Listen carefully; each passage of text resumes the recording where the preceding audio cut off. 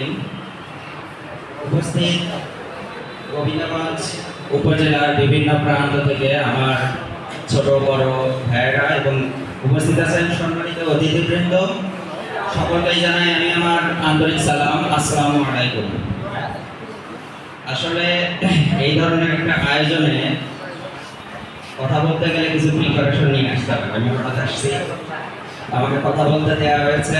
এটা একটা আলোর কাফেলা ব্লাড ডোনেশন সংগঠন। আমি বিভিন্ন সংগঠনের সাথে জড়িত, যেগুলো সামাজিক সংগঠন থাকে, এই সংগঠনগুলোর সাথে জড়িত থাকলে হয় যেটা সাধারণত বিভিন্ন ধরনের মানুষকে ফেস করতে হয়। প্রথমত আমি বলবো, ভালো মন্দ খারাপ সব মানুষই এই সংগঠনগুলো করতে গেলে আপনারা পাবেন। দুই ধরনের মানুষ আপনারা এই সংগঠন করতে গেলে চিনতে পারবেন।